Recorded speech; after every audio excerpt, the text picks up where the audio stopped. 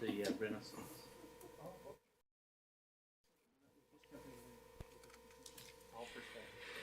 Okay, I'd like to begin the City Council closed session agenda for February 7th, 2023. I'd like to call to order at 5 PM. Roll call, please. Councilmember White, Here. Councilmember Voigt, Here. Councilmember Lara, Here. Mayor Pro Tem Fenn, Here. Mayor Martinez. Here. Do we have any public comment today? I have no written comments. Okay, thank you. City Attorney Pinckney, can you read the items for discussion?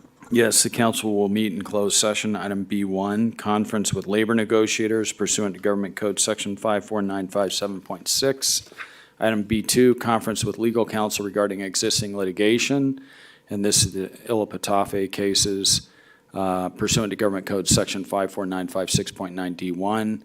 Item B3, conference with legal counsel regarding existing litigation pursuant to Government Code Section 54956.9D1, and that's the IS versus Beaumont case. B4, conference with real property negotiators pursuant to Government Code Section 54956.8, and the APN numbers are listed on the agenda. And then B5, conference with real property negotiators pursuant to Government Code Section 54956.8, and again, the APN numbers and address are listed in the agenda. All right, thank you for that. We'll adjourn to closed session at 5:01.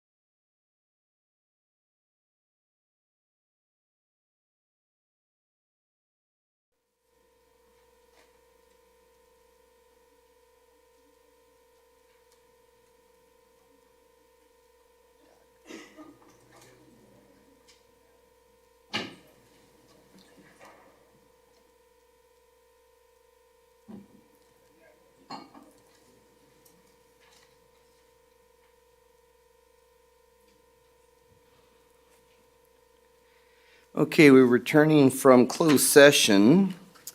Do we have a report out, Mr. Pinckney? We do. The council met in closed session. Item number B1 was conference with labor negotiators pursuant to Government Code Section 54957.6. City designated representative, City Manager Elizabeth Gibbs, and Administrative Services Director Carrie Mendoza. The employee organization was the POA. There was reportable action taken. There was a motion to approve side letter number 1 to the 2022-2026 MOU between the City of Beaumont and the Beaumont POA. And that motion was made by Councilmember White, and the second was made by Councilmember Voigt. And the vote was Mayor Martinez in favor of the motion, Mayor Pro Tem Fenn in favor of the motion, Councilmember Voigt in favor, Councilmember White in favor, and Councilmember Laura in favor. And so that motion passed. Item B2 was conference with legal counsel regarding existing litigation pursuant to Government Code Section 54956.9D1. There was no reportable action. Item B3, conference with legal counsel regarding existing litigation pursuant to Government Code Section 54956.9D1. There was no reportable action. Item B4, conference with real property negotiators pursuant to Government Code Section 54956.8, no reportable action. And B5, conference with real property negotiators pursuant to Government Code Section 54956.8 with the APNs listed on the agenda, and there was no reportable action. And that concludes the report out. All right, thank you, Mr. Pinckney. We will begin the regular session then of the City Council for the City of Beaumont. I'll call order at 6:06 p.m. Roll call, please. Councilmember White, Here. Councilmember Voigt, Here. Councilmember Lara, Here. Mayor Pro Tem Fenn, Here. Mayor White. I'm sorry, Mayor Martinez. I'm sorry. I was like, Here. Rereading the line. all right, with that, I'd like to do Pledge of Allegiance. Please stand. Councilmember Voigt, could you lead us? Ready? Begin. I pledge allegiance to the flag of the United States of America and to the republic for which it stands, one nation, under God, indivisible, with liberty and justice for all.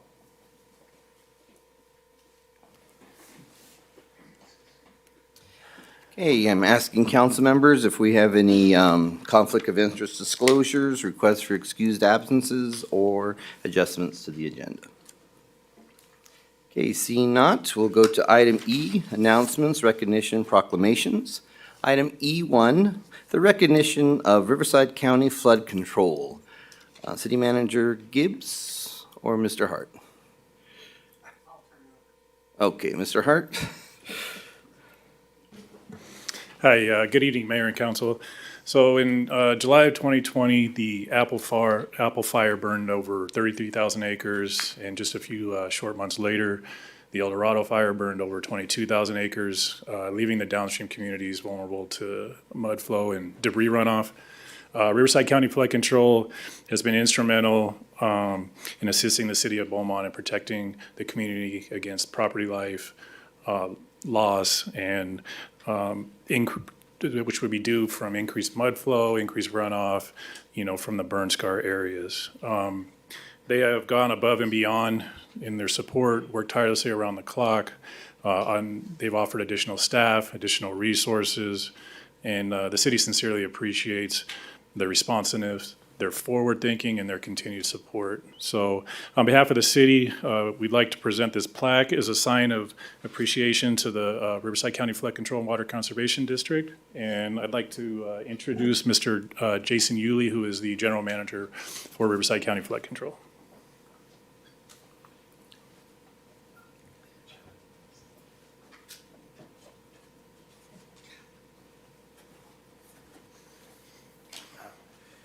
Welcome.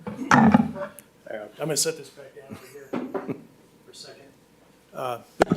Good evening, Mayor Martinez, members of the council. Thank you for the recognition today. Our teams worked very hard to help prepare our communities for the flood after fire events that we knew were going to happen as a result of the Apple and El Dorado fires. 55,000 acres burned of incredibly steep mountains with a long history of mud and debris flows. And I'd want to start out just to take a second to recognize some of the team, our team that helped to work on this. I'd like to introduce Miguel Negretti, if he could stand for a second. He was the Chief of Operations and Maintenance. Josh Gutnick, who's one of our supervisors in charge of maintenance. Ahmad Gurgis, who's our manager in charge of maintenance. These were the guys that were out there before the events, making sure everything was ready. They were out there during the events, making sure everything functioned, got cleaned up, and we're out there after the events, fixing whatever got broke. I also want to introduce Claudio Padres and Andy Lung. Claudio is my assistant chief engineer, and Andy was basically the quarterback who worked to coordinate our internal and external staff, as well as coordinate with all the other agencies that were responding to this event. And so these guys were the ones that were really putting in those long hours and working hard. And I just want to make the point that the reason we were able to succeed and we were able to keep our communities safe was because of the support of our board, support of your council. You're enabling Jeff Hart to work closely with us to do what needed to get done. Jeff had my cell phone number. I had his number.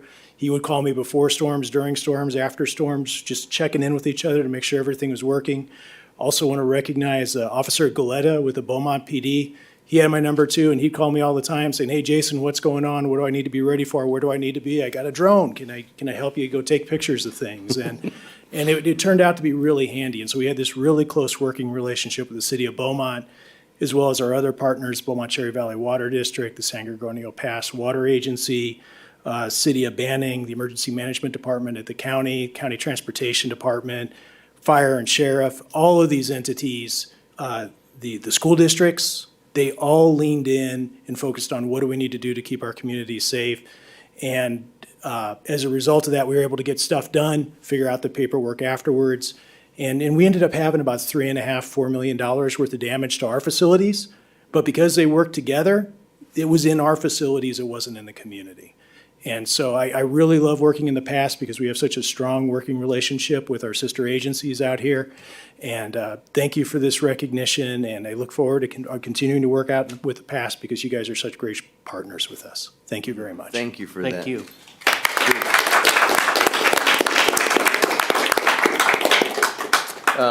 We could take a quick picture, that would be great. You have time? Sure. Oh, there she is. All right. Oh, you want to go down? I don't know. Mercedes, you want us down there, or or just lined up like we did Yeah, last time? and then if you guys want to just move your chairs back.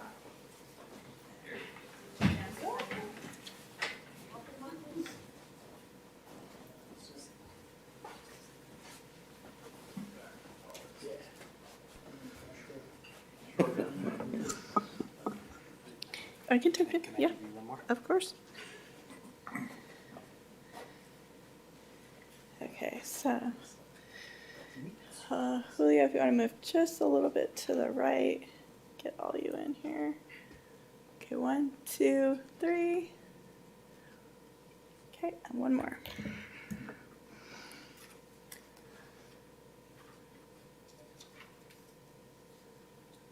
There you go.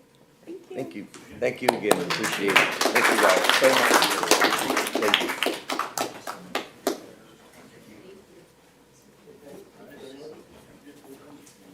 Thank you again.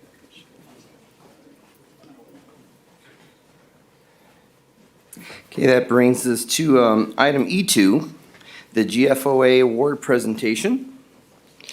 City Manager Gibbs. Thank you, Mayor. So we're going to show a short video from the president of GFOA, which stands for Government Finance Officers Association. And then once we see that video, it's a message to you all from the president, and then I'll call Jennifer up to accept the award.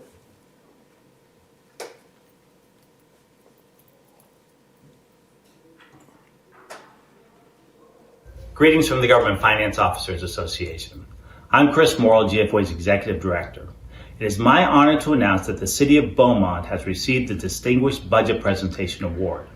The purpose of this award program is to encourage and assist governments to prepare comprehensive and understandable budget documents to improve transparency and trust in government. To earn the Distinguished Budget Presentation Award, the City of Beaumont met demanding program criteria. Such a record reflects the professionalism, commitment, and dedication of your organization's leaders. Receiving this award is particularly meaningful in light of the extreme financial challenges and legal setbacks the city faced in 2015. With the new policies and procedures based on GFOA best practices and a new transparent and cost-effective budget process, the finance team turned a budget deficit into a surplus and allocated resources to better serve its citizens. So it is now fitting that the City of Beaumont be recognized. Achieving this recognition by overcoming challenges and obstacles demonstrates that the Beaumont finance team continues to elevate the city to higher standards and earn the trust of the community. Therefore, it is my privilege, on behalf of the Government Finance Officers Association, to present to the City of Beaumont this Distinguished Budget Presentation Award. Congratulations. All right. Very well.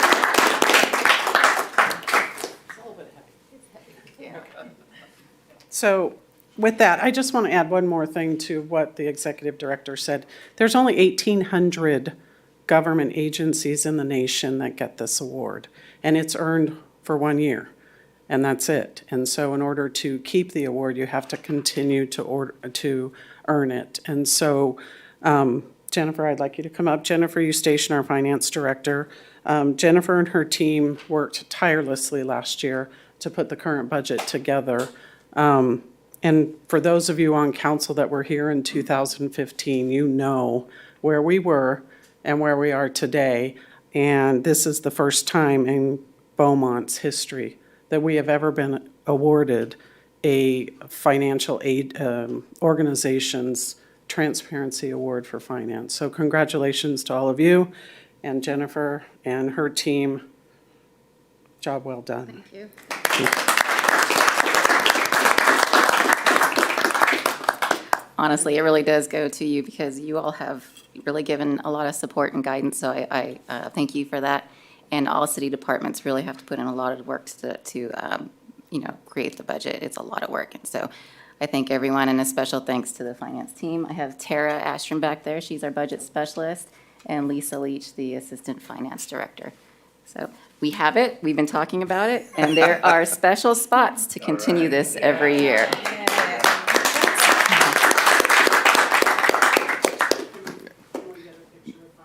You bet. Sure. That's definitely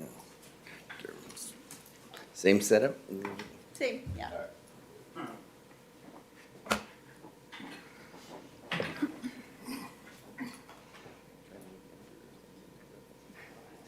Standing next to you. Okay, ready? 1, 2, 3. 1, 2, 3. Couple. Okay, thank you. All right, thank you. Congratulations again.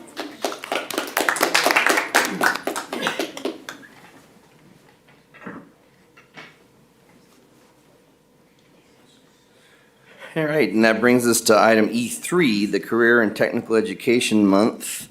So we have a proclamation here for the CTE program, and I'd like to read that. Today we have Susan Aguilar and Dr. Breyer here to receive this proclamation, and I want to read it so the public hears what it has to say.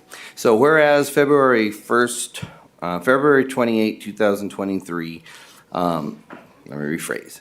Whereas February 1st through the 28th, 2023 has been designated Career and Technical Education Month by the Association for Career and Technical Education.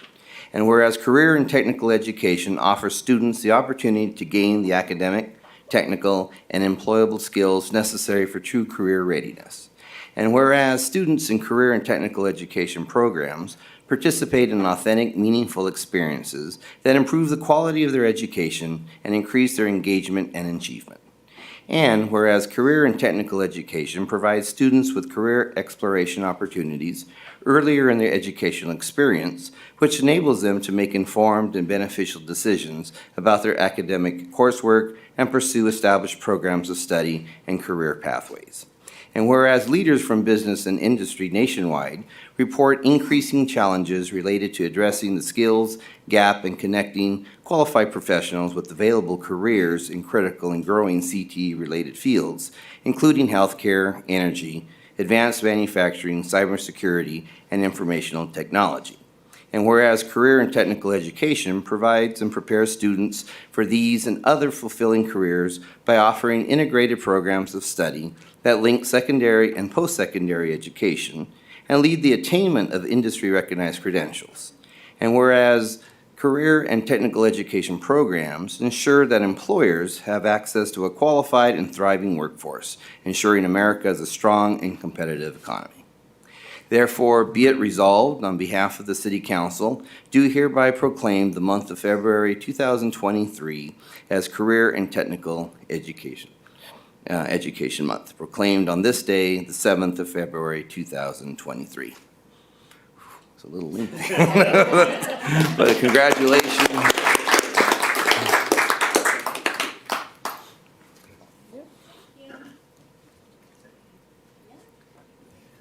Well, first off, I want to thank you very much, not only for recognizing CTE Month publicly within Beaumont, but for your continued support. Beaumont Unified School District, we are incredibly proud of our CTE programs. We honestly believe that we would hold ours up against anybody within the state or nation.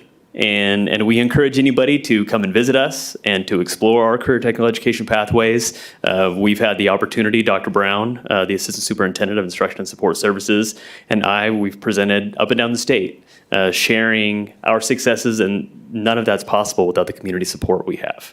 So I just want to thank you tonight for that continued support. Susan?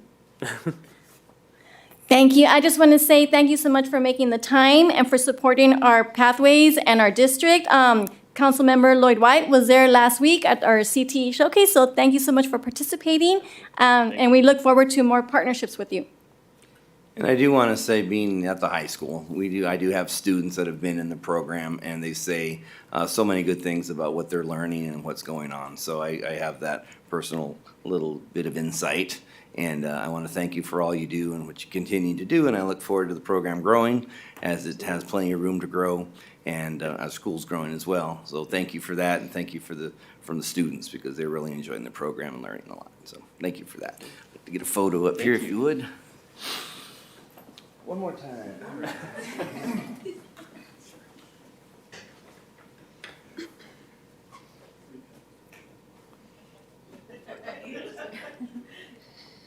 Okay, ready? 1, 2, 3. Couple. Go ahead. 1, 2, 3. All right, thank you again. Appreciate it. Thank you. Sorry I didn't make it.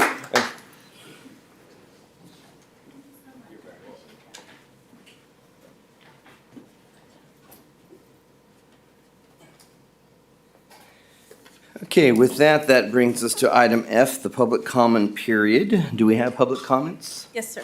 Okay, so any one person may address the city council on any matter not on this agenda. There's a 3-minute time limit on public comments. There will be no sharing or passing of time to another. State law prohibits the city council from discussing or taking action brought up by your comments. This meeting will be open to the public and conducted in a virtual format to be inclusive of all participation preferences. Public comment participation is encouraged by emailing any comments to the city's clerk's office or by calling and using the phone number provided on the front of the agenda. Anyone in person wishing to speak can do so by filling out a form at the back of the room and handing it to any staff member. Therefore, I will open the public comment period at 6:23 p.m. Mark Stamper.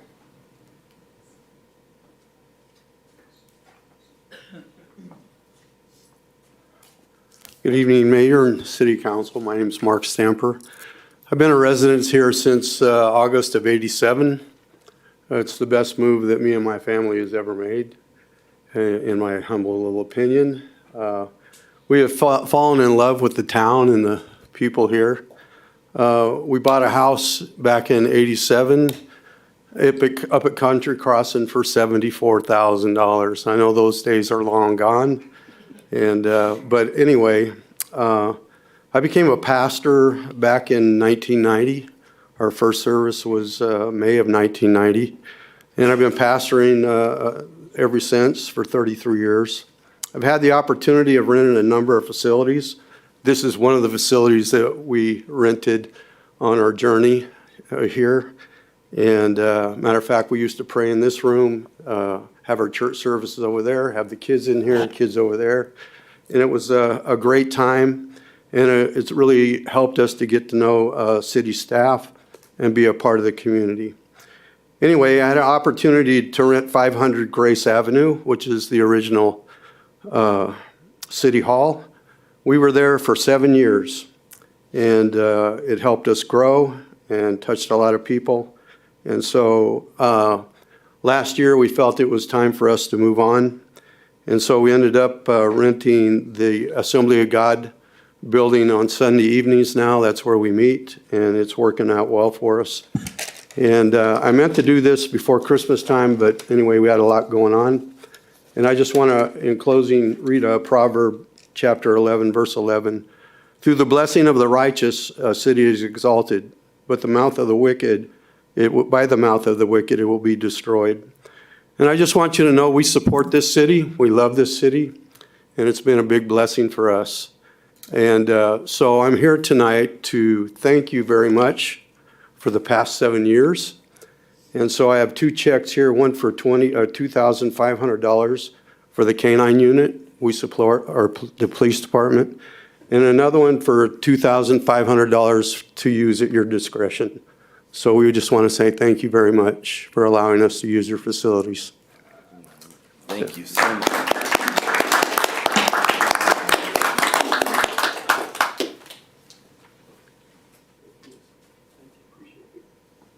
Thank you so much. I want you to know Mark does this every once in a while. Thank you. Thank you. Wow.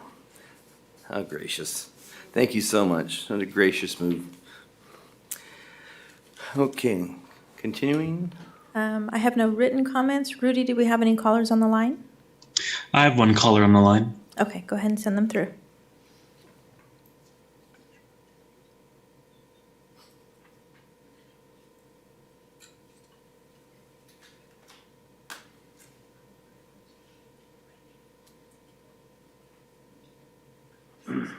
Caller, can you hear us?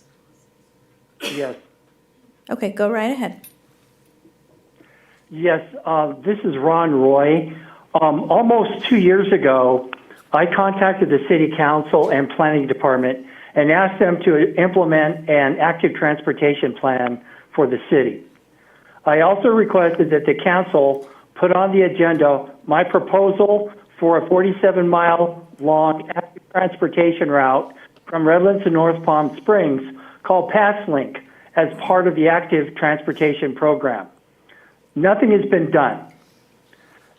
Now I'm receiving some help in the form of SB 932, which was signed into law in September of 2022.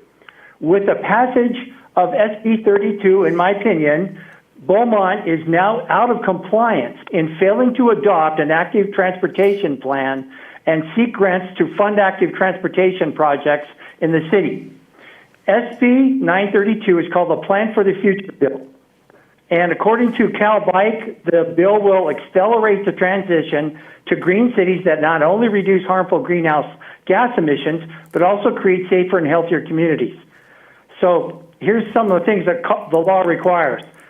First, that cities and counties must update their circulation element of their general plan to include a balanced multimodal transportation network and to ensure that the plan includes bicycle and pedestrian plans for traffic calming plans, et cetera. And I'd really like to see a focus on Class 4 bike lanes. And then also you're required to establish a grant program to help cities fill out this program, including Complete Streets. So you should know that the City of Banning already has an active transportation plan and is seeking grant funding already. There's links I've given to council members and planning department. So bottom line is it's time to implement the law, and let's do it. And there's been an explosion of bike owners because of the pandemic, and that includes a popular bike club in my neighborhood. So I'm also asking that you put this on the agenda and tell me what you're doing to get our bike lanes throughout the city. Thank you. Thank you for your comments. Further comment? No other comments. Okay, with that, we will close public comment at 6:30 PM. And that brings us to consent calendar, item G. All items on the consent calendar are taken as one action unless an item is pulled for further discussion. Do we have any public comments on any consent calendar item? I have no written comments, no requests. Rudy, do we have any other callers on the line? I have no callers on the line. Okay, do we have any questions or items to be pulled by council, or I'll entertain a motion? Mr. Mayor, I move that we approve consent calendar items G1 through G9. I'll second that. Okay, roll call. Councilmember White? Yes. Councilmember Voigt? Yes. Councilmember Lara? Yes. Mayor Pro Tem Fenn? Yes. Mayor Martinez? Yes. Brings us to item H, public hearings. There are no public hearings today, so we are going to action items I1. Mayor, before we get started, I would like to make a motion to approve items I1, I4, I5, and I6. Of course, taking into account any public comments on those 4 items. So repeat those numbers, please. I4. Sure, I1, I1. I4, I5, and I6. I would second that, Mayor. It's will of the council. Mr. Mayor, I just have a quick announcement I'd like to make in reference to I1. Okay, so we have a motion. Do we have a second? Mayor, if Mr. Finn wants to talk about item I1, I'll amend my motion to be I4, I5, and I6, assuming that the second. I will still second that.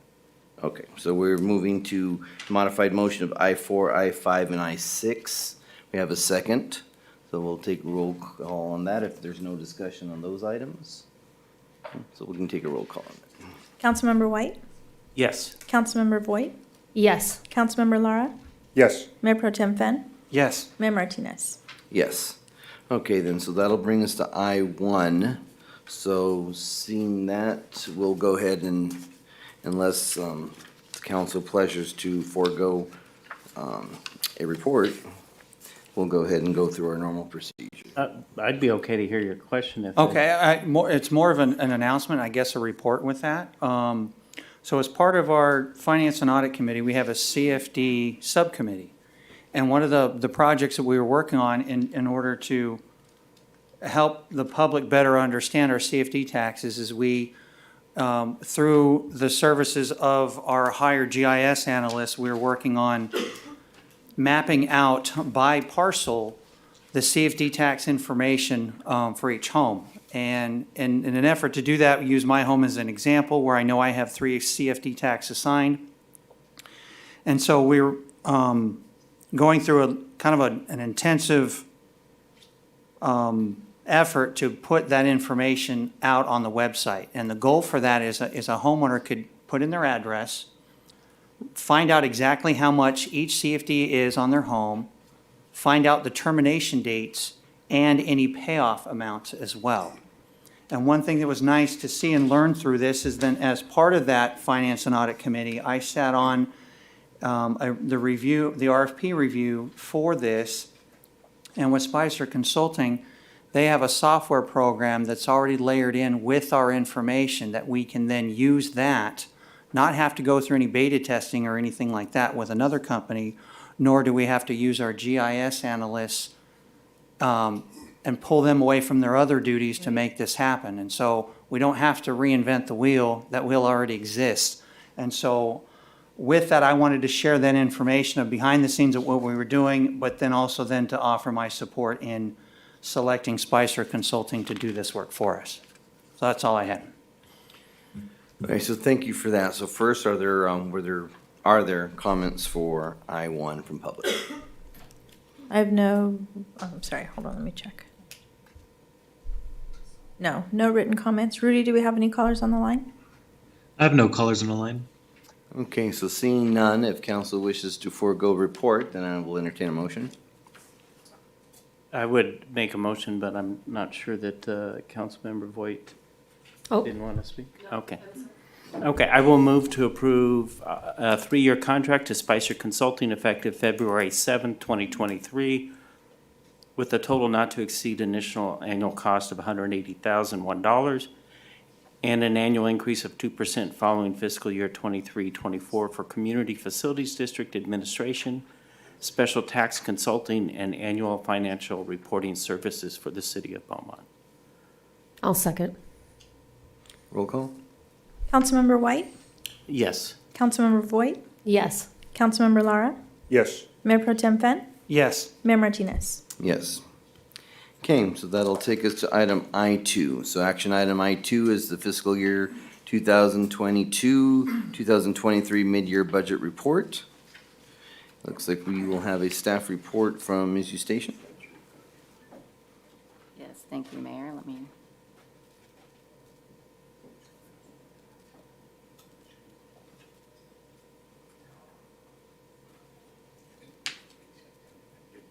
It's compressing in.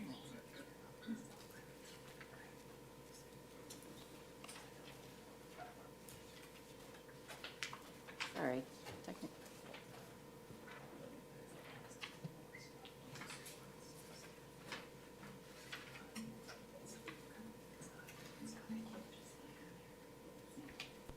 I see it. Is that not it? You can see it?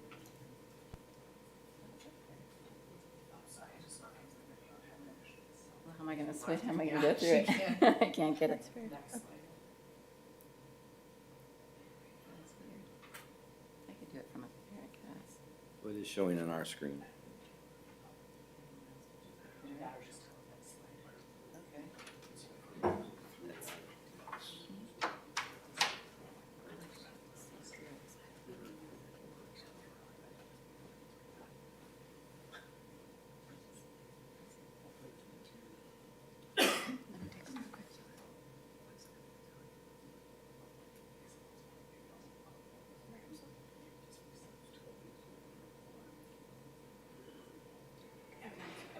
Where's the file? Did you download it into it, or?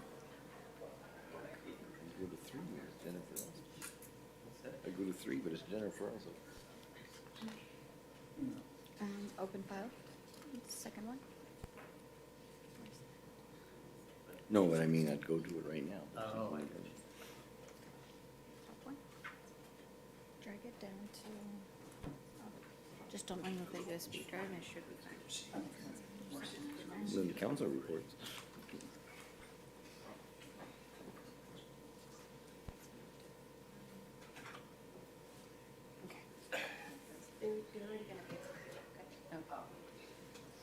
All right, well. You're good? Sorry about that. Here we That's all right. go. We can go to council reports. And you can still see it, correct? No, I'm going away. There it is. Now we got it. Okay, let's get this going. So this is the fiscal year 22-23 mid-year budget report. So a few things we're going to cover. We're going to cover a quick economic update, the general fund status, recommended budget amendments, wastewater fund status, other funds, recommended budget amendments, and the capital improvement plans mid-year updates. So, Is your microphone on? yes, I'm sorry, There you wrote it go.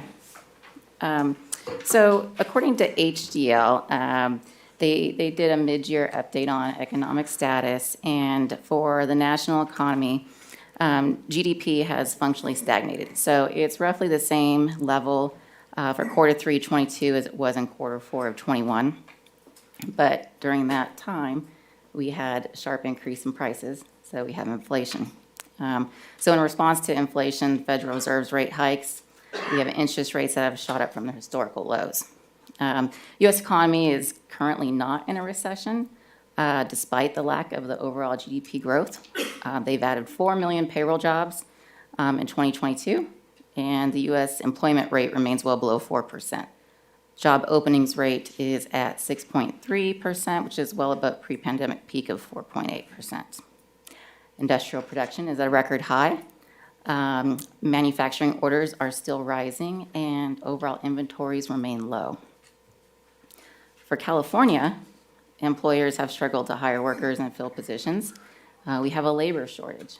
And so with that, we've had businesses who aren't able to hire, so, but in '22, we were able to recover all the jobs that were lost from the pandemic, so that was a really good thing that happened. But currently, we still have that labor shortage. Home sales have dropped, but the amount of available homes on the market still is below levels that were pre-pandemic inventories. So the opinion is that there is not enough supply to provide the type of overheating that could lead to acute price declines. For the local economy, the unemployment rate in the Riverside, San Bernardino, Ontario statistical area for November of '22 was 4.2%. And that's up from 4% in October, but below the year ago estimate of 5.4%. And just to kind of compare it to something that's well below the long-term average of about 7.68%. The city of Beaumont has experienced an increase in permit activity, and for calendar year 2022, for single-family home permits issued, it was 833 permits, or an increase of 75% from the prior year of 475 permits issued. And commercial permits issued were 160, or an increase of 23% from the prior year of 124. So moving on to our financial portion, as of December 31st of 2022, your general fund revenues and sources of funds totaled $23.1 million, an increase of 100%. That's $11.6 million increase from the same point last year. And expenditures and uses of funds totaled $19.3 million, which is approximately 10.9%, or $1.9 million from last year's midway point at this time. For this period, revenues exceeded expenditures by approximately $3.8 million. And historically, during the first 6 months of the fiscal year, the general fund cash flow needs are reliant upon the city's 16% operating reserve. That's now called the working cash flow reserve.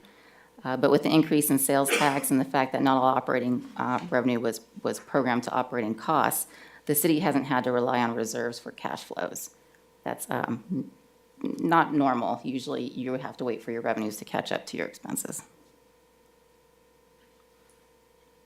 Revenues have two large increases from the midpoint in the last 2 years that I want to point out is, first, of course, sales tax revenue. We've talked a lot about that. We did receive the increase in fiscal year '22, but that was not until the second half of the year. So therefore, there's a 134% increase, or $5.2 million from the same point last year for your sales tax revenue.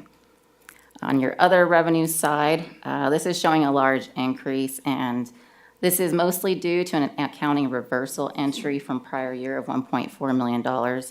That's GASB 31 requires investments to be marked to market.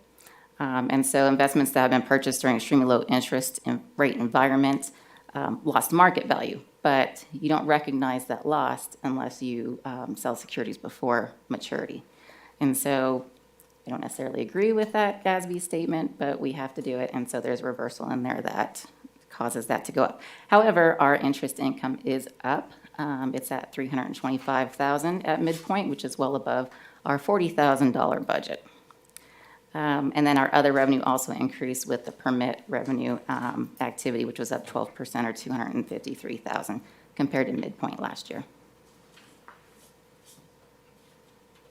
Expenditures at the midpoint are $19.3 million, or 24.2%. Personnel has increased $2.4 million, or 24% from prior year and mid-year. And this is mostly due, we added 23.5 new positions in this fiscal year. And our operating has increased $944,000, or 18%, and that's mostly due to increases in fleet costs, supplies, repairs and maintenance, and insurance.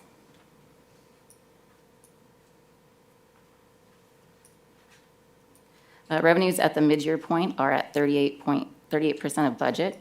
Property taxes and vehicle in lieu are collected in the second half of the year. Sales tax payments at midpoint are through the first quarter of fiscal year '23.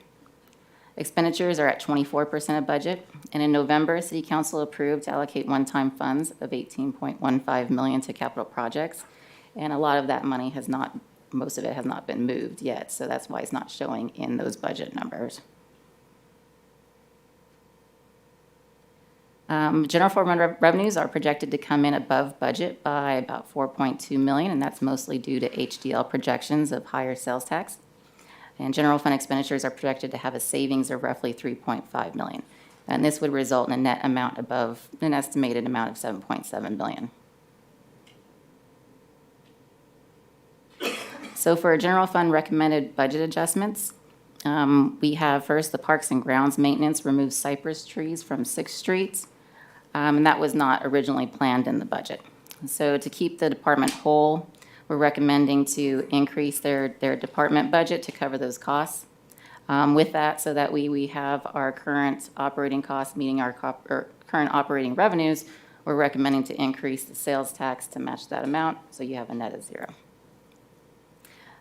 We also originally budgeted the GIS analyst position in the Public Works Department, but that position was actually put in the IT department.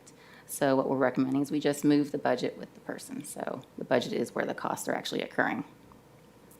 And last, we had an MOU agreement for one-time lump sum bonus pay for any time revenues are above 10%. General fund revenues above 10% of budget. That occurred in fiscal year 22.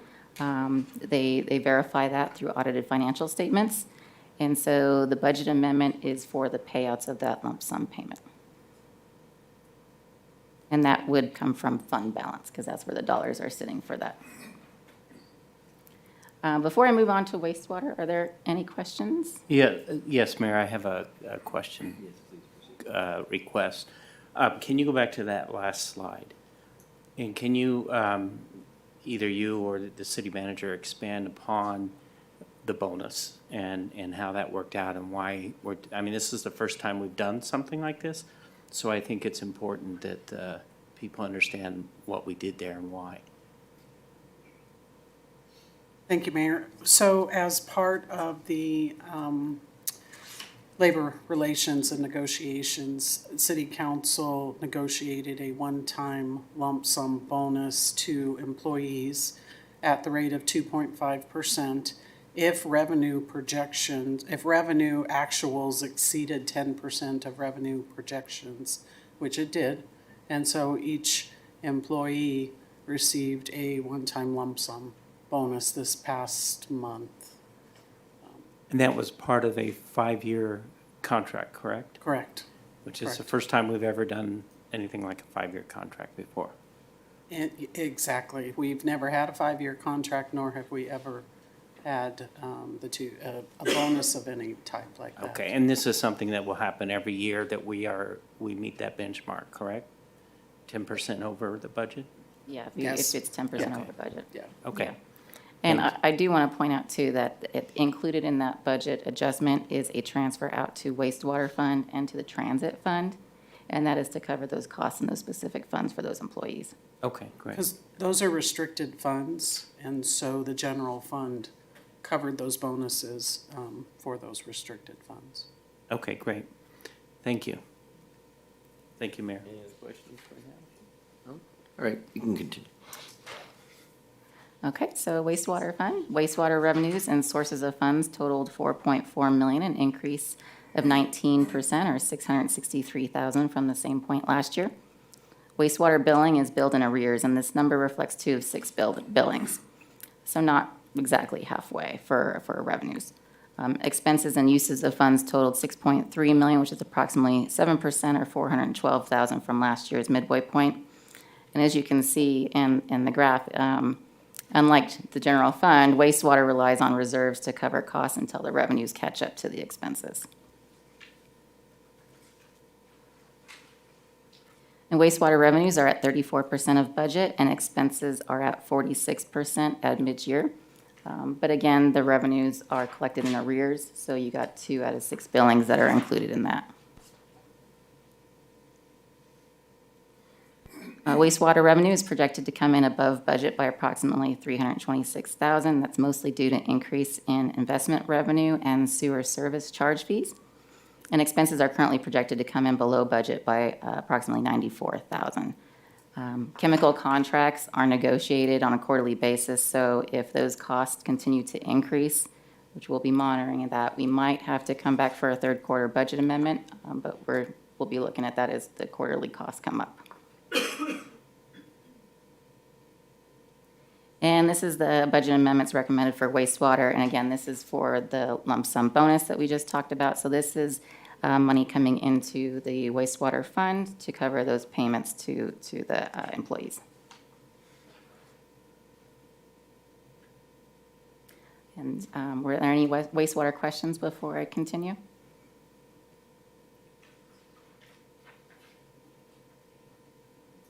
Okay. So we have some other fund recommended budget adjustments, and, you know, we always monitor the budget during the year, and so things happen to come up that weren't planned in the original budget. So for these recommendations, we have our Fund 120, which is self-insurance fund. We received a settlement, and we had a settlement that was paid. The SLESA fund, City Council approved a purchase for our drones and software on September 6th. So we need to get the appropriation for spending authority within the budget and fund for the asset seizure. There's a need for a safe search ductless fume hood. I hope I got that right, Chief, right? And so we need to get that in the budget. And the transit fund. Now, again, this is related to those, the lump sum payments. So the payments to the employees and the revenue coming in from the general fund to offset that. On the project side, when we budget for the capital improvement projects, those are all fully budgeted in the first year. Well, now we know that those costs, they don't happen just in the year. They kind of take years to happen. So what we need to do is we go back and analyze as we're spending those dollars. This is kind of a carry forward of what you've already allocated prior. So we have capital project revenue increase of about, a little about 2.7 almost. And for these two projects, we're getting work done on. And so we need to have the spending authority within the fund. And so that's funds for the project pen grade separation of 1.7 roughly, and for the sports park project for 1 million. And on the wastewater side, this is for the continuation of the wastewater treatment plant expansion project. We need to increase the revenue in the capital project fund for wastewater of 2.3 and the diff that goes with that for the 2.3 million. And that provides spending authority within this fiscal year, so that shows that we are just moving in the funds that you have already appropriated in prior years. And do we have any questions with that? Question. So, moving, for instance, the Fund 558, the 1.6 into that, is that correct? Yes. I can find the balance by looking at this spreadsheet over here and then looking at Fund 558 and comparing the beginning balance to the end balance, correct? Correct. And is that, this balance includes that moving over or not yet? It not, well, I think I've included it in the, it is not included in that yet. Okay, so that beginning balance then, would adjust because of this number, right? Because that's what I was looking for, looking to see how much is in there and how much it'll be. Right. But this is the right spreadsheet here. Right, Okay, right. that's page 16 there. All right. Any other questions? Go ahead. Yeah, I want to get a better understanding of tracking the monies that we approved for this budget, I think it was 17, 18 million. So going forward, that will show up in future budgets just as part of money set aside for these projects, is that right? Well, we budget for it in the first year. Okay. And this is part of the capital improvement plan policy, that's financial policies the city has. You budget for in the first year, but then what you have to do is we bring back a carryover. So it's basically just to show that you've appropriated those dollars. And when you get to actually doing the projects, then you're showing that you have the budget in there. So you appropriate the revenue in the very first, or the funding source in the very Okay. first year. We don't do all the project expenses in that year. So the money basically goes to fund balance, which what the mayor was saying was on that spreadsheet. And then as the work gets done, we can reappropriate that funds to show Okay. that it's approval for the spending authority from the city council. Okay, so some of these numbers could be there 4, 5, 6 years, as long as it takes to work through the project. Correct. Correct. And those don't, those carryover funds don't represent any type of reserve, correct? They're sitting in fund balance. Okay, okay. That's all I had. Thank you, Mayor.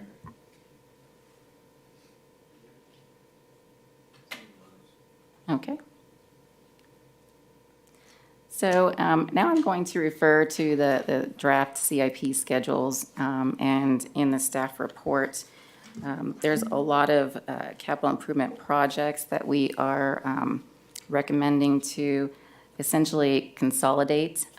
We're consolidating projects because prior CIP separated projects by funding sources, but we don't need to do that.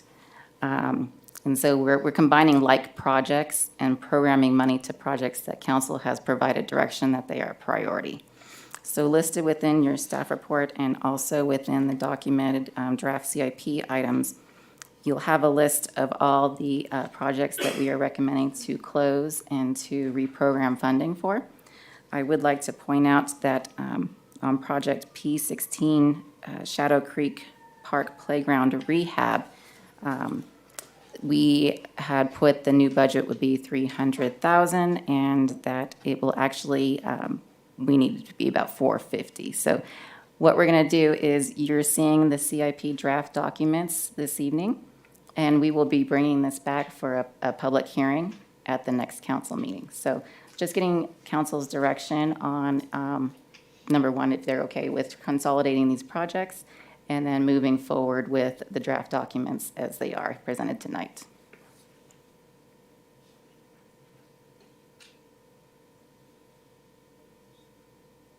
So the reason that we need to increase Shadow Creek Park is when we did our pop-up out there, we met with an organization that Disabled children.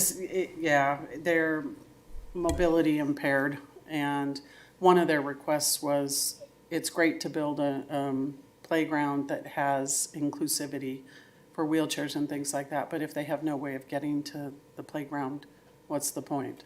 And so we went out and we looked at pour and play, which we knew was very expensive, and maintenance is expensive, but the only way to get somebody that has mobility issues to the actual playground, we have to put some sort of a solid foundation down. The original plan on Shadow Creek was wood chips, which would not work.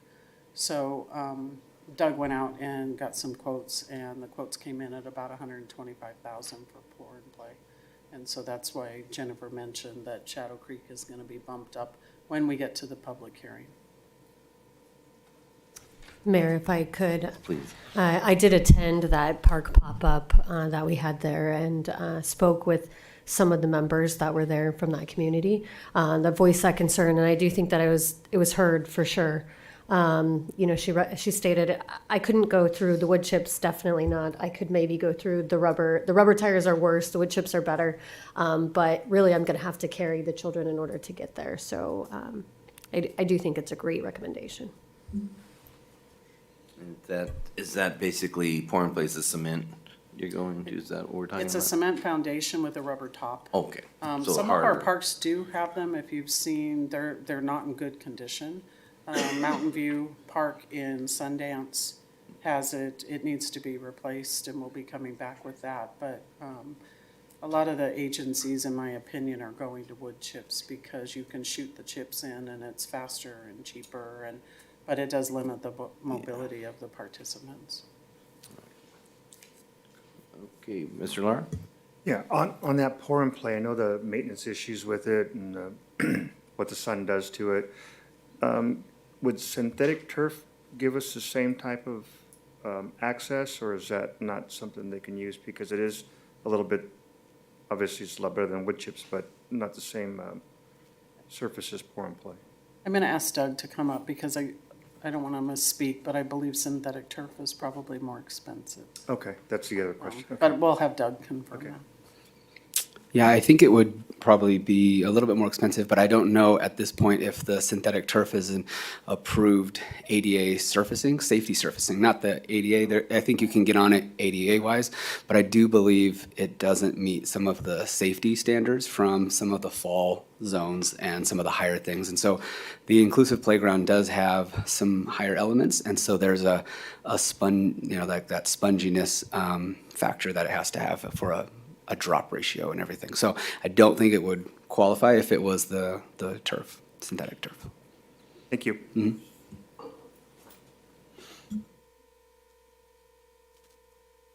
Well, I'm at the end, so with that, the recommended action is to receive and file the mid-year report, approve the recommended budget adjustments, and provide feedback on recommended CIP adjustments. And Mayor, if I may point out, the changes to the CIP program that we're proposing start on 441 of your packet, and the items that are lined in blue are the changes. Some of them you'll see say close. Those are projects that have been completed and may have a balance in them.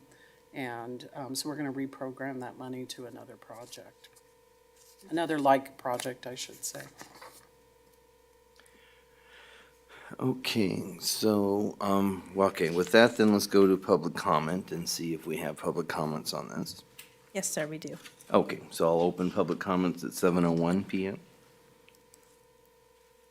Laura, I don't want to. Schnur? Okay. Go ahead and come on up.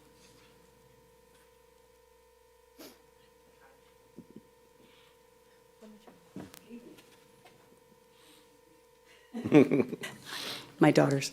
My name's Laura Schnur, and I live in Fairway Canyon, and I'm happy to see all of you tonight, so thank you for letting me speak. I'm going to try to keep this to 3 minutes.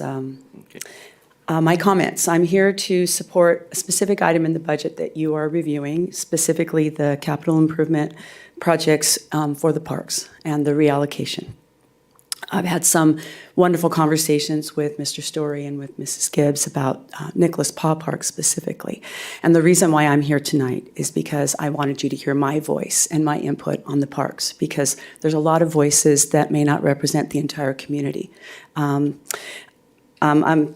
going off of my notes, but I may deviate a little bit. The park at Nicholas Paw Park in Fairway Canyon is a very important part of our neighborhood. And there are some changes being proposed to reallocate that money. So first of all, I'm very supportive of a master plan for the parks, and I'm really excited that we're going to have that. I think that guidance is going to really benefit our community so much. But with respect to the reallocations, I also am supportive of those, specifically for Nicholas Park. Because the elements that were put into the budget for Nicholas Park, I don't think represent the entire community's needs, specifically removing the dog park. It would be a tragedy for me and for my neighbors and for the people who come to our dog park. It's a beautiful place. It's peaceful. It's a great place for people to enjoy activities with their animals, with their families, and their friends. And I think it's just as important as the wonderful sports elements that Beaumont has. So the reason why I'm asking you to hear my voice is because I know that the sports leagues are very important, but they have a stronger voice than mine. And they don't use the dog park. But I want to use the dog park, and so do a lot of other people. And that matters. So I wanted you to know that even though my community is not a giant activist community, and we're not all out there getting petitions, and we're not on social media screaming, because that's not why I came here. I came here so that you could see my face, and you could hear my voice, and you could understand the importance of keeping the elements in our community that meet the standards of the state for climate control, vehicle miles traveled, all of that stuff that we all hear in the white noise, right? So I know that those things matter. I know that neighborhood assets matter. This asset matters, and I want to keep it. And so I'm asking you to consider making sure those allocations get moved, making sure that we have a chance to have neighborhood input, making sure that we have community awareness, and making sure that the park is balanced, that it's balanced for the residents, for the traffic concerns, for our community, and for our peace of mind. because it's a fantastic place. And if you haven't been there, I have a lot of ideas about what I'd like to do in that park. So, which Doug Story and Mrs. Gibbs know. But I just wanted you to know that even though you're not hearing that voice, it's very important. And so I want you to reallocate that money so we can have a more conversation about what's going to happen in that park. Okay, thank you very much. Thank you for that comment. Rudy, do we have any callers on the line? I have no callers on the line. No other comments. All right, well then I'll close public comment at 7:04 PM, and that'll bring it for council discussion and questions. Mr. White, you are up. The allocations that she's talking about, is that, can you point out where that is? What kind of dog do you have? I have a beautiful little poodle terrier mix. I have a stunning Siberian Husky with blue eyes named Azul. Beautiful. And I have a 1-year-old golden retriever pup. Oh, wow, okay. So, yeah, there's a variety of needs for dogs, and parks are just one element of that. But Is it one of the blue items? I'm not seeing it. No. Staff reports. I think it's just we're closing one out. Okay. We're We're so moving. what we're proposing at Nicholas Park, number one is to reallocate the splash park money. And then number two is reallocate the sports, what's it called? Sports building money. facility. Yeah, sports league facility out there. So we're proposing that be reallocated. I'm not finding the actual. But you're reallocating to the fund, you're not reallocating to a purpose yet, correct? It's just to I'm the sorry. fund, it's not to the purpose yet, right? It's not to the purpose yet, it's to. Just to the fund itself. It's actually on page 437. I was trying to find it in the spreadsheet, I apologize. There were a lot of different amenities that were programmed for Nicholas Park that we've heard from the community they don't necessarily want. And so we want to take that money and reprogram it to other amenities. I don't believe the dog park is called out in the CIP because it already exists. But we've met with the speaker, and Doug and I have some other ideas on what we can do to address those requests that we think are more manageable. Right now, the dog park is at what should have been a ball field.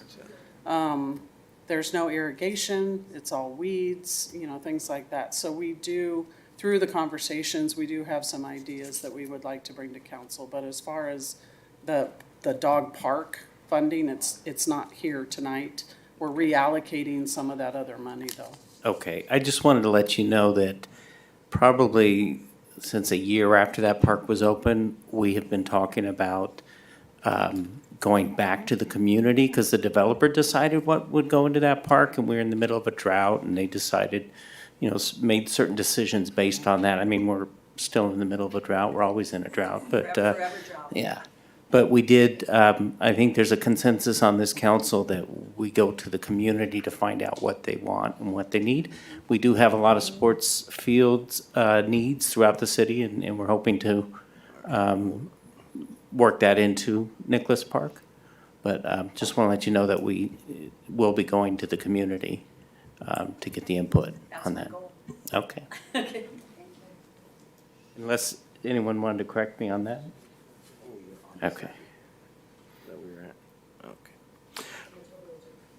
okay. Continuing, are you still going, Mr. White? No, I'm sorry. Okay, that's okay. Questions, lights? Yeah, so, Okay. Mr. Mayor, so to get clarification, so if this money's moved, as Mr. White pointed out, it just goes into a fund for that park, but not a specific item for that park, is that correct? Actually, what we're proposing is on page 438.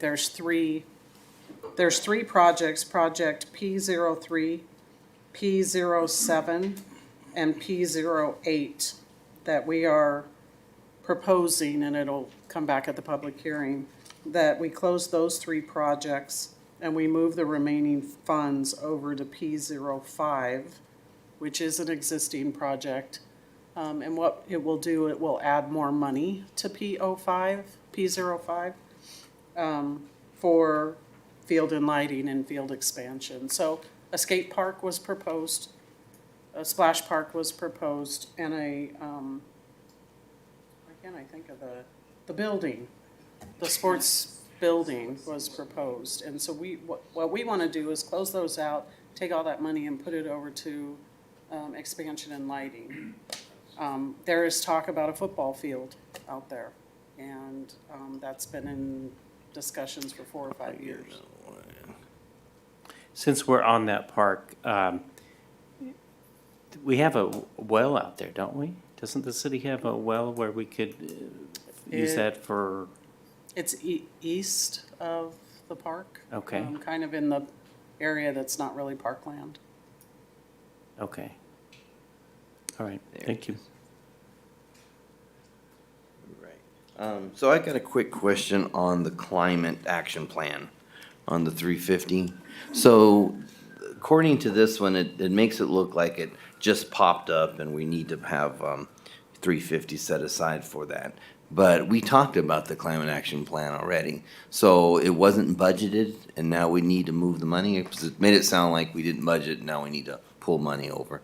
So am I reading it wrong? Well, it wasn't budgeted in this fiscal year. So what we did in October at our budget meeting was requested that those funds be allocated. A climate action plan is not yet required by the state of California, but much like many things, we anticipate it's coming. But it is required under some new mandates for the wastewater treatment plant. And so we are obligated to have a climate action plan to address a very specific set of items that are outlined. And so the timing is ideal in economy of scale. It makes sense to go ahead and do the climate action plan citywide. It will supplement our general plan, help with some issues we have with overall greenhouse gas and some issues that we see with development. And it will also address the needs of the wastewater treatment plant. So it would have come up eventually in another Absolutely. budget, but we're just asking to do it sooner because of those reasons. Correct. Okay, when I read it, it made it sound like, almost like we forgot it, and then we're putting it in. It's like, no, I know that's not right, so, okay, thank you for clarifying. Any further questions? All right, so for this item, we're looking for, to receive and file and approve the recommended budget amendments. So do I have? Mayor, so moved. Do I have a second? I'll second. Thank you. Oh, okay, so we will have roll call. Councilmember White, yes. Elaine, did you? Yes. Councilmember Laura, Yes. Mayor Pro Tem Finn, Yes. and Mayor Martinez. Yes. Sorry. No, thank you, City Clerk Morgan. Okay, I'm busy so, making my notes. okay, and you have all the clarification you need and everything. Okay, so very well. So that brings us to item I3, the discussion of the fee study for the cost of services. Again, Ms. Eustachian? Yes, thank you, Mayor. So we brought to council in September of 2022 a cost of services study that was done by Revenue and Cost Specialist. This is our fee study. We had a discussion on that. A lot of what came out as we discussed recreation fees. Doug brought back a policy book, and those recreation fees are going to come back later. But what you have before you this evening is, in your attachments for the staff report, is what the fees are recommending to be changed to from that fee study, not including recreation fees. So for this evening, if you look on the tables, you can have what the current fee is, what the suggested fee is. And the purpose of this is that these are fees that are for personal choice. So someone who's coming in to get a permit, something that's going to benefit an individual. You want to recover your full costs for that. But the council can decide whether or not they want to subsidize any type of fees that are in here. And so bringing it forward for your review and discussion, you can provide feedback to us, and then what will happen is that we can bring back the fee study after any suggestions council has made at a public hearing at a later date. But with that, I do have revenue and cost specialists should be on the line to answer any questions. And departments are also here as well. They could answer any questions that you might have related to their department fees. All right. All right, so thank you for that. Let's go ahead and ask for public comment. Do we have any requests to speak? I have no written comments. Rudy, do we have any callers on the line for this item? I have no callers on the line. Okay, with that, we'll bring it back to council, and we'll begin, then Councilmember White. A real quick question. There are no park fees in this, correct? No, correct. Okay, thank you. No problem. Mayor Pro Tem Finn? This is a list of just the proposed changes, not all fees that the city collects, correct? This is for the fee schedule, everything, because we Oh, this also says included everything, building, okay. and we've also included fire schedule in there. Everything except for those recreation fees. And they were all subject to the fee study? Correct. No, so these are all recommended based off that study? Correct. Okay. Councilmember Lara? So, I like the direction that this is going. I appreciate the fact that we do have fully burdened rates that we're working off of. Some of the questions are that we're increasing deposits, as well as some flat fees I see. On the deposits, we have a deposit or accounting software that tracks the deposit. So the EnerGov system that we use allows for deposit to be recorded and then time to be put in that ticks against that deposit. So yes, we are able to track that along with any legal fees or postage or any other project associated fee that can be put in with it. We're able to print a cost accounting sheet out of that system to provide for the applicant. So there's transparency in what they are paying for, what they're receiving, the amount of time and other costs associated with what's been applied against their deposit. Okay. And have we set deposit base limits? And what I mean by that is, let's just say you've got, your initial deposit is 100%, right? And then as you draw down against it, you want to request additional funds before it runs out of money, so we're not working on anything that's negative. So do we have a base, like a 20% or a 10% before we ask for additional funds? So there hasn't been an official policy adopted, but planning staff having had experience with deposits in other jurisdictions, typically around 20%, we contact the applicant and we say, hey, here's your cost accounting. We're getting low. We anticipate we need X amount of dollars or X amount of hours worth of funds to be put back on deposit. Yeah. In my former life with the county, that was a major need. The other thing I want to make sure is that we don't allow projects to be worked on that have gone negative if nobody responds to the request for additional funds, because that's always difficult to do, is to get additional money. I don't know, maybe we should have policies that prohibit or at least internal memorandums that prohibit work on projects that are in negative balance. And the other thing I would suggest too is that we have sheets that go around, or that we actually track all projects with negative balances as well as all projects with positive balances. And then looking at potentially forms. Do we have forms for refund requests or deposit requests? We do. And have we had comments back on the invoices or the statements that one of the things that in the county that we had issues with was nobody could understand what they were being billed for. It was kind of cryptic because you had a minimum amount of, or maximum amount of characters you could use, so some of the things were, have we had any comments on? No, ours is pretty clear. So it calls out the level of, whether it's the planning manager, assistant planner, comm dev director, whoever looks at the project. It calls out the amount of time, the dollar amount that's associated with that, and then there is a room for notes. And staff has been pretty well able to quantify what's taken place in that note section. So we've not had any blowback or questions ever on that, because again, I think it prints out pretty clearly. Okay. We also, though, deposit, this round of fees that we're in is the first time that we've ever done deposit base.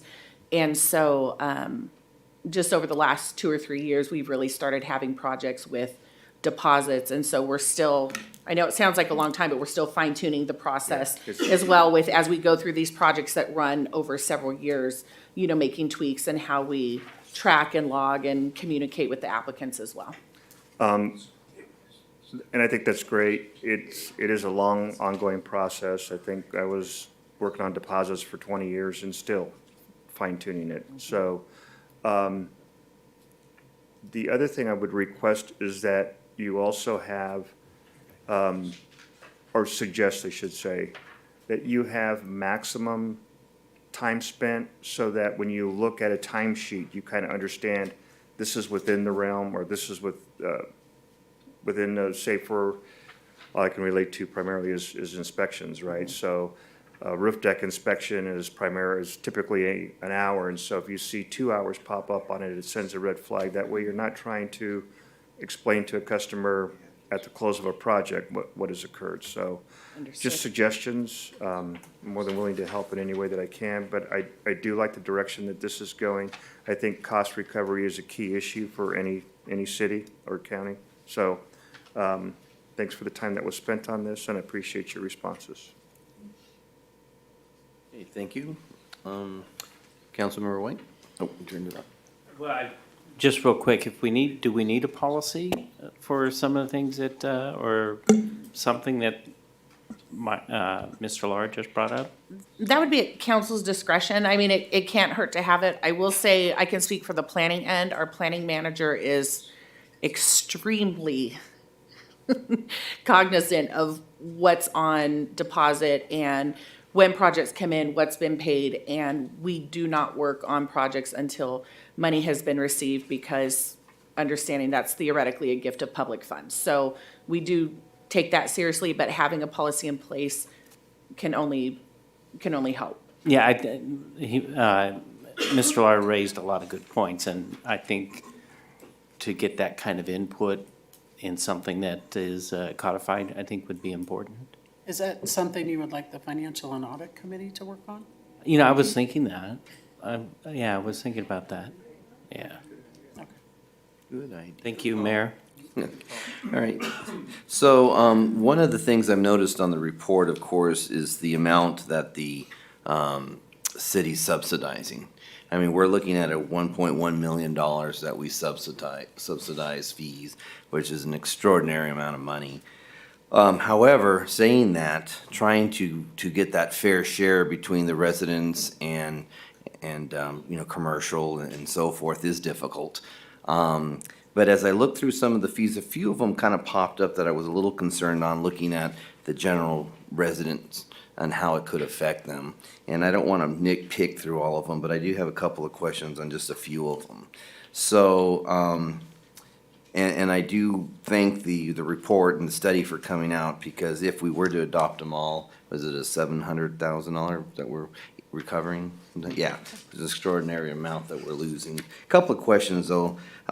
Looking at that minor special event fee, and granted, some of the fees, when I looked at the fee at $77, it's like, oh my Lord, how long have we had that fee like that? Because obviously, that was way under. But now I'm looking at the proposed $1,290, and it's like, for a minor special event, I'm wondering if that's something that maybe council considers subsidizing as one of the personal choices. So I'm asking staff if you can just kind of give me a couple of ideas of what that could encumber, or what that can consist of, and who might be applying for that. Which number is Mayor, that? I was going to say, do you have a reference? Yes, S049 on the grid. I would have got that at some point. So S049 is the minor special event. Looks like it's $77 current, suggested fee at $1,290. So currently, we actually don't have a minor special event. What we have is a temporary use permit, which I think is what we call it right now. And I'm trying to find a way to say this briefly. So the temporary use permit application and what's linked to that was never actually codified. So it's one of those things that was developed years and years and years ago that has kind of just run the course with the planning department, and we've just had historical practice of what falls under that, and so we've kept with that. What we do have in the municipal code is a special event permit, and it's a codified process that lays out all the parameters for what's considered major and what's considered minor.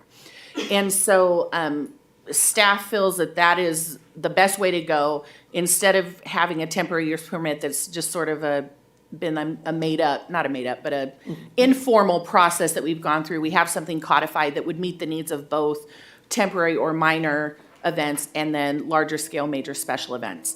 The special event permit, as it stands right now, is a free event, or is a free application. And so it is something that council had subsidized. So that's like your neighborhood parties, things that take place at the park, large scale, even like a street closure for things like that. And so they're generally community related.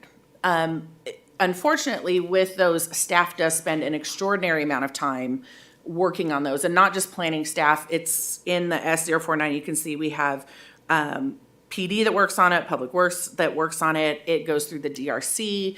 A lot of time there's coordination of department resources, posting on streets and putting up, different barriers and things like that. So we wanted to try and capture some of that, at least that was the intent here, understanding though that it is, of course, community-based, and so not wanting to be overburdened. But this does give you an idea relatively of what the cost is to process something like that.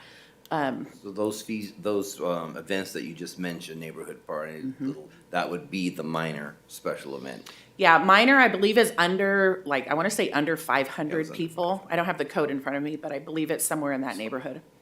All right, and then, of course, the major event is you want to do a festival, or you want to Right, do yeah.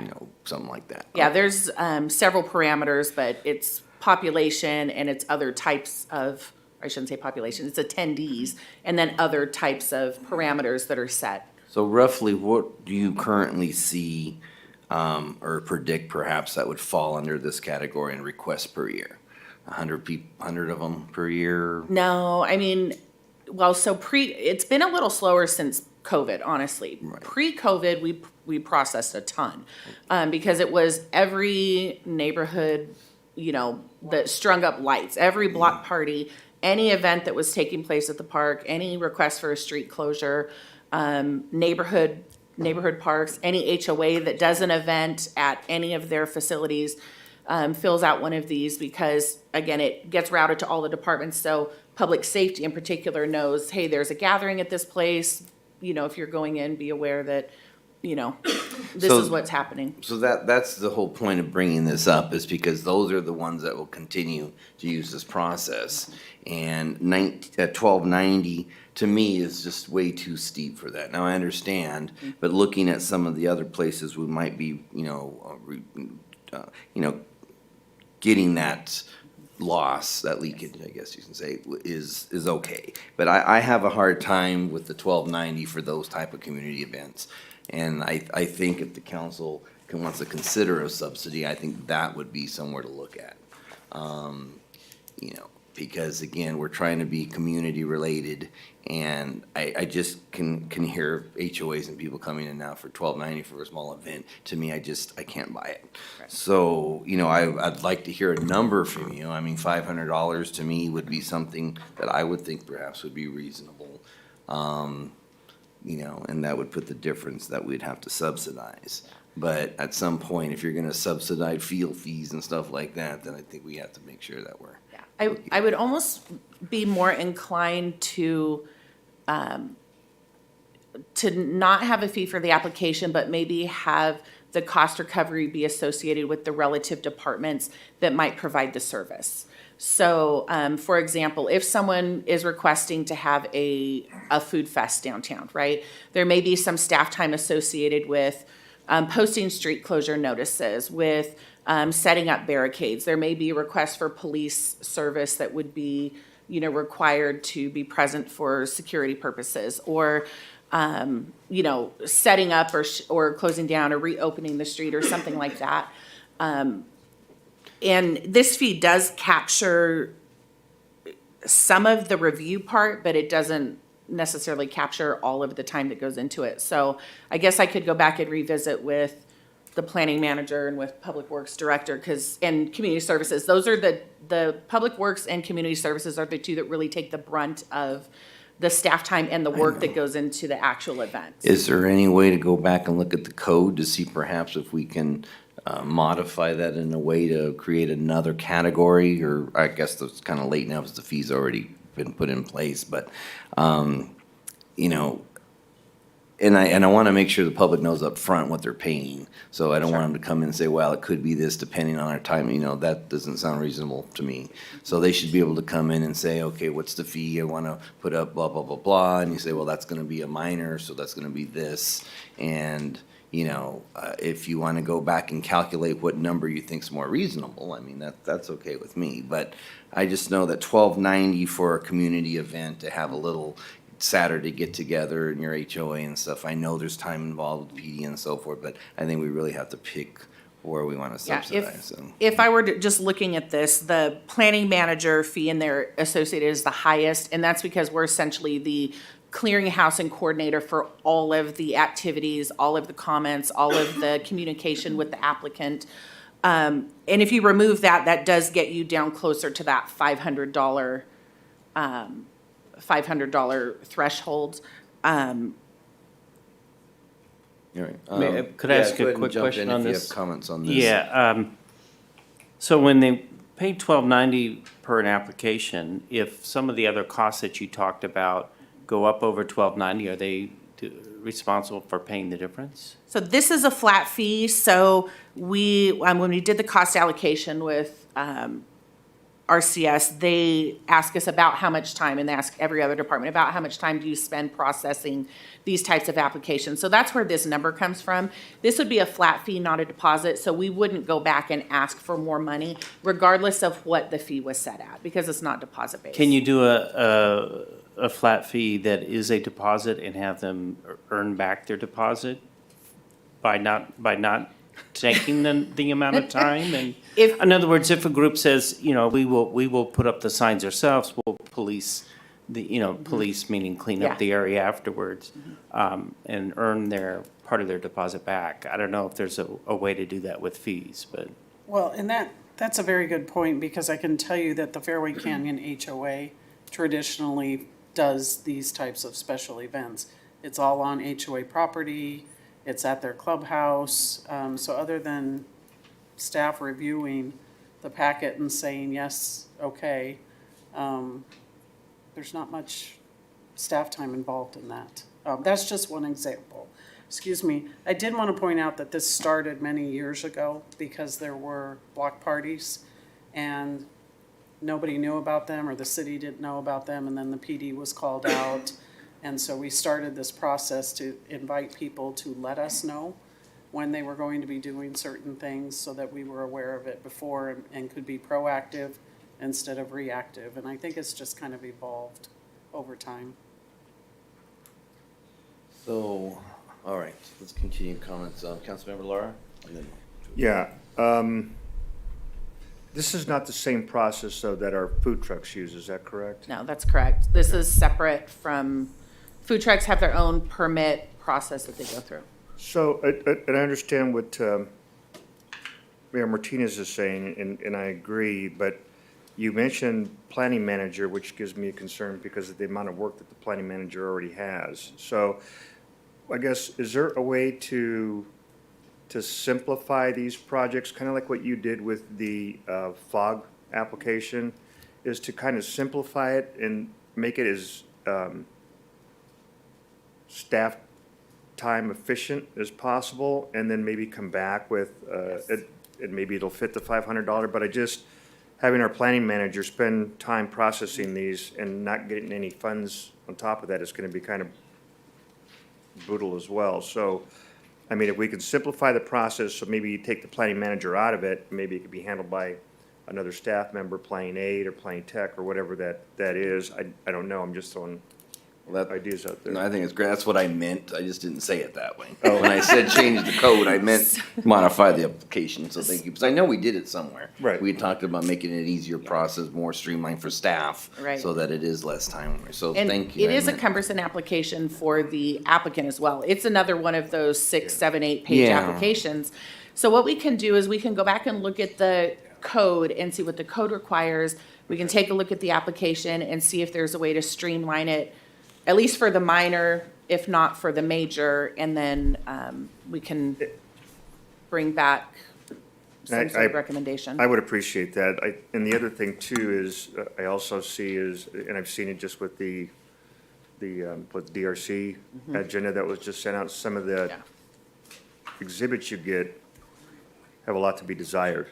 You can't figure out what they're trying to ask for, what they're doing. So in those instances, maybe when you have that, if you can, I mean, I wouldn't have a problem denying a submittal in that regard. If we're going to reduce the fee, then you kind of need to know what you're doing or have somebody that could kind of walk you through there. But, so it's less cumbersome or burdensome for staff. We can process it cheaper and get it out quicker for the resident.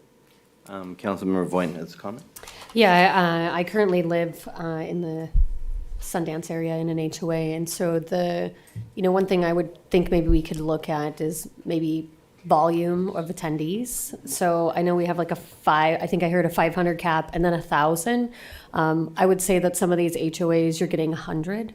So, potentially if we looked at a volume kind of in that way, that may be one way in which we could associate the fees, and that may simplify the form in that aspect. I know everyone's reading everyone's mind.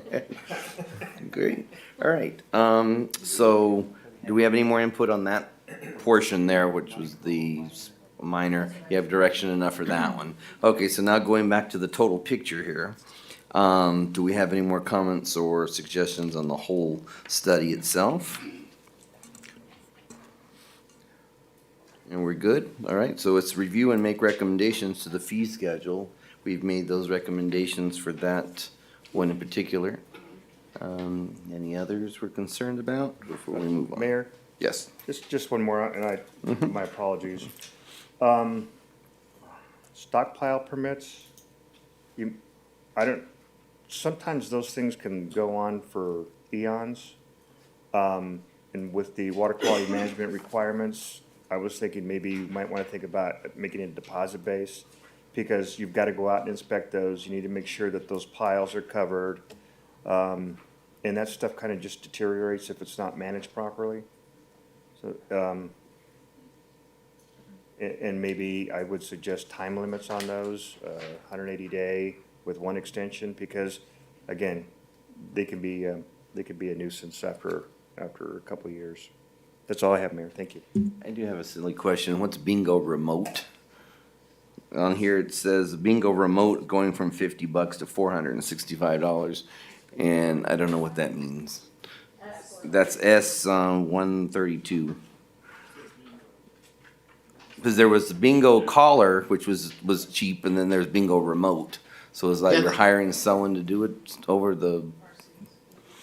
Yeah. This is Eric Johnson from RCS. Under state law, you can't charge more than $50 per permit if the caller is there in person.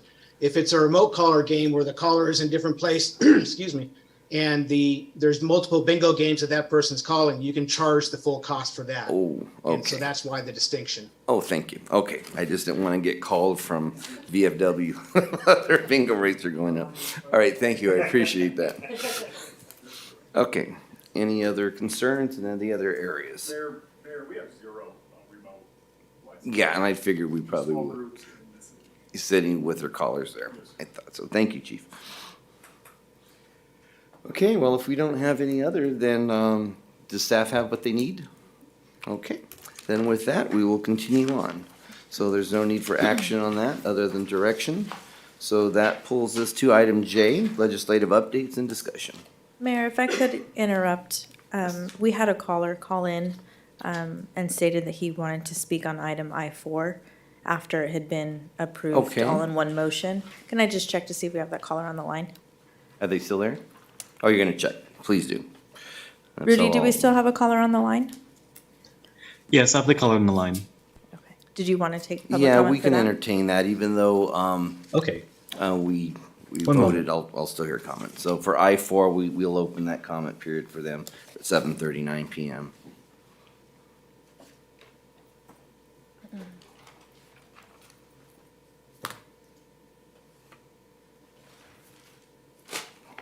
Do I send well- the caller through? Yes, please.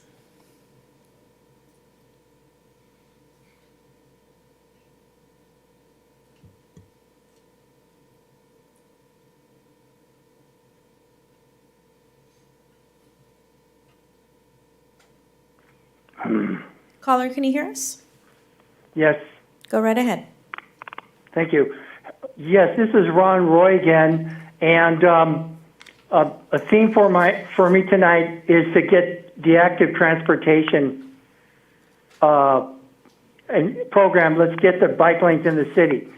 Now, I hear that the awarded firm is a good one, so I have no issue with your selection of the firm. But my understanding is that the consulting firm will be contracted to perform traffic engineering and design for like CIP projects, and there's a list there. So again, if I want active transportation. So looking at these services, I'm asking if these professional services could also include the design of bike lanes and other active transportation. Now, this is a road department issue.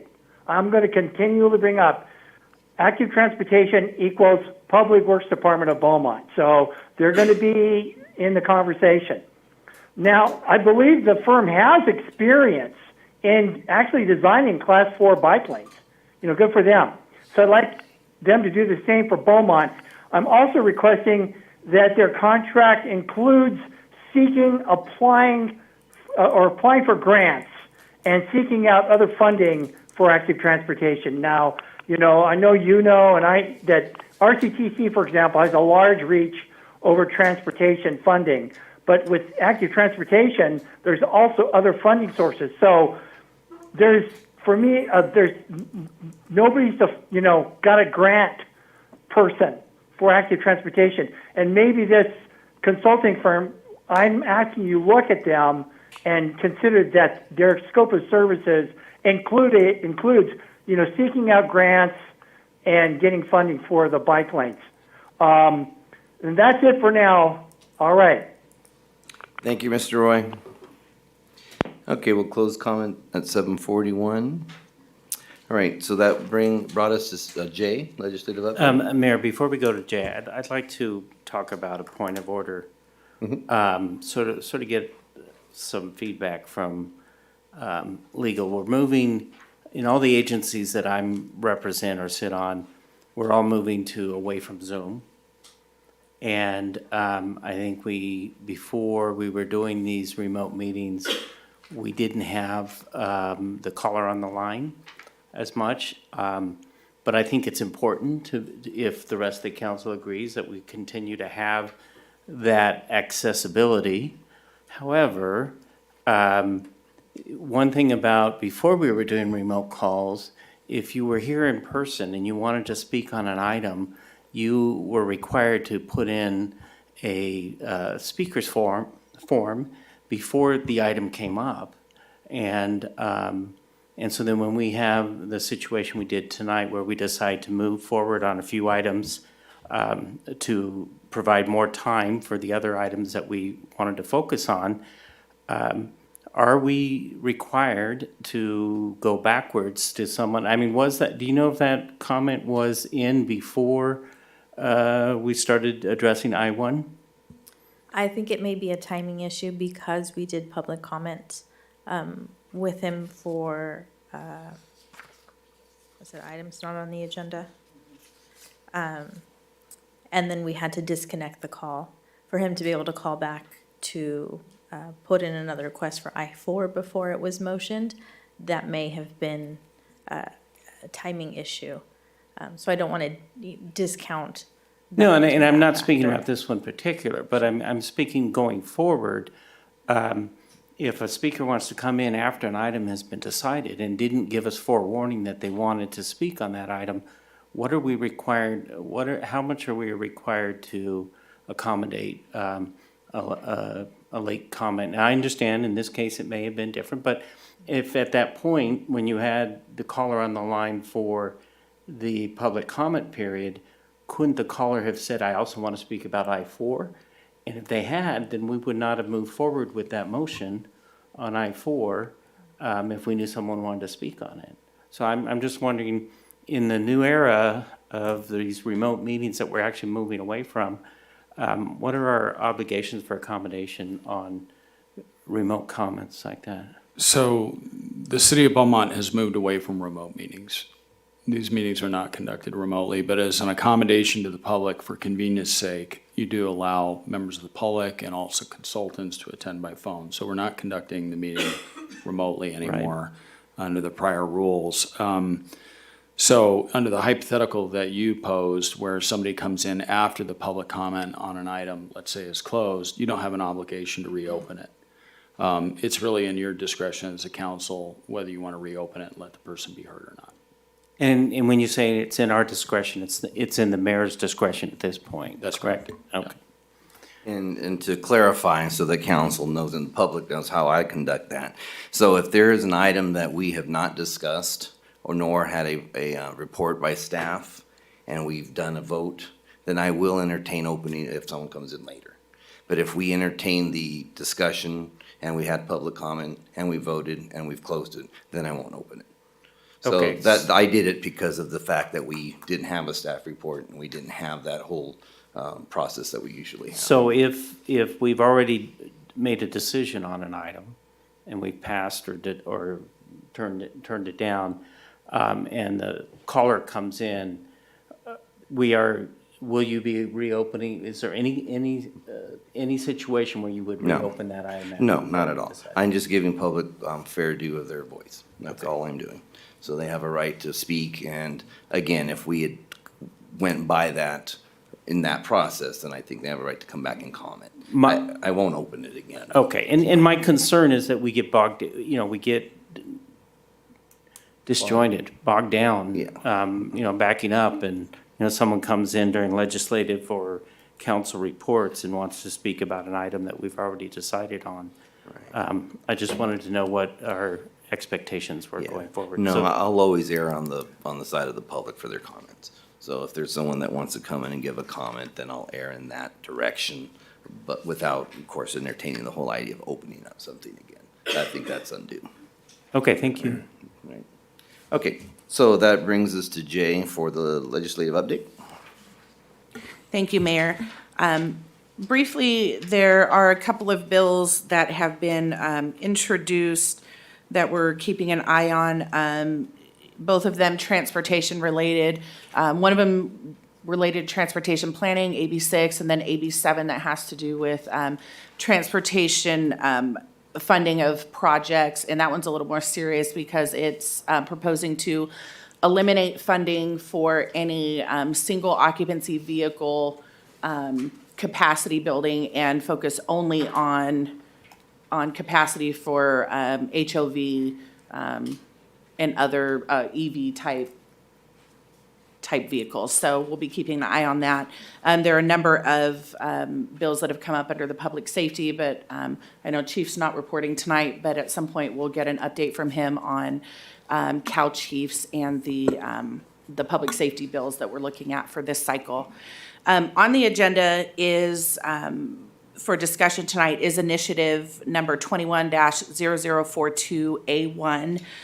This is an initiative that had been lingering for a while, and it finally got clearance to, I guess, get on the ballot, and it has definitely rattled a lot of cages this last week. So this is known as the Taxpayer Protection and Government Accountability Act. And as snazzy as the name is, a number of agencies, including League and this California Special Districts Association and a number of other cities across the state have come out either currently or previously while this was being considered and taken positions in opposition. This will significantly affect a city's ability to establish fees and to go about the way that we propose putting taxes, tax measures, special tax. It will potentially amend Prop 13, Prop 218, and Prop 26 in the way it's written. It does restrict an agency's ability to issue fines and penalties for violations. So if a private property owner or someone is in violation of any environmental constraints, water quality, public health, it affects the way that an agency is able to cite and fine for that. And it could actually void state and local taxes and fees that were adopted prior to January 1st of 2022. I think this falls under the category of removing local control to a certain extent, maybe not all components, but a fair amount of them. And so I believe you have a copy of this included in your agenda. I'm happy to entertain some discussion. If there's any information you'd like brought back, or if you would like a position letter drafted on this, staff is happy to take direction from council this evening. Okay, thank you. Councilmember White. Yeah, RCTC brought this up in our workshop last week, and in their opinion, right now, the primary funding of all the county's transportation infrastructure is primarily from Measure A, which expires in about 10 years. And the position of RCTC, unofficial, just the discussion that we had was that this could end any future transportation funding that's coming from the voters. And so I know that they're going to be active on it, and I would like to suggest that we entertain the idea of sending a letter as soon as possible and reaching out to our legislators as well. Opposition or support? In opposition, but I think it should come back. I think it should come back to us so that we can discuss it more openly. But we definitely need to take some kind of action on this one. All right, thank you. Councilmember White? I just wanted to agree with Councilmember White. All right. And I had asked Ms. Taylor to make sure this was on there because of the Cal City's request to have the councils look at it to see if we would be willing to take a letter. Would you draft a letter of opposition and bring it back to us? Is that what we're asking for? I think that would be Yes, the right. please. Yeah, I would believe. I'll bring back some additional information and prepare a letter of opposition for discussion next meeting. All right, appreciate that. Any further from that item, Jay? Nope, okay, that leads us to K, the EDC, Economic Development Update.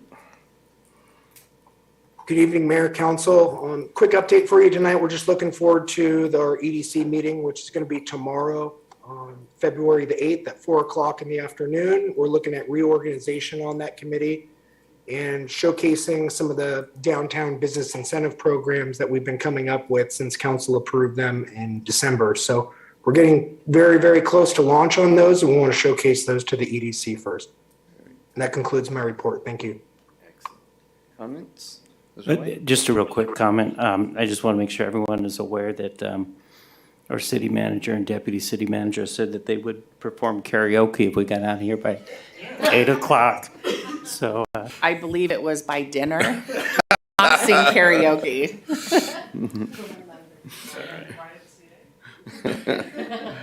Right, item L, City Treasurer Report, absent today. M, City Clerk. No report, thank you, ma'am. N, City Attorney Report.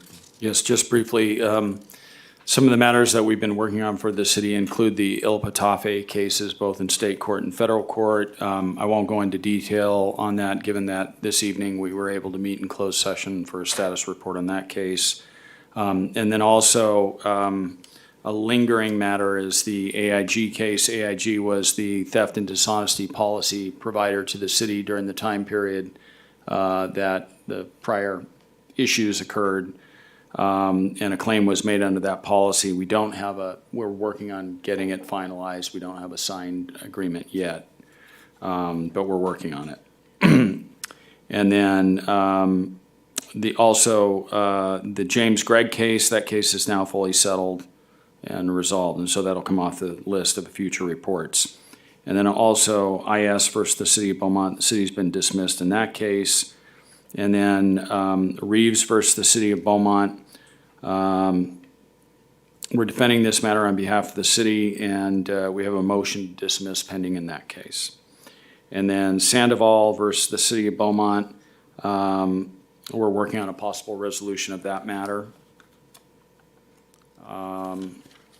Also, Wright versus the City of Beaumont, this is a case that involved alleged injuries from a bike accident. You might remember that. And that case is currently at the discovery phase, and we're defending the city in that.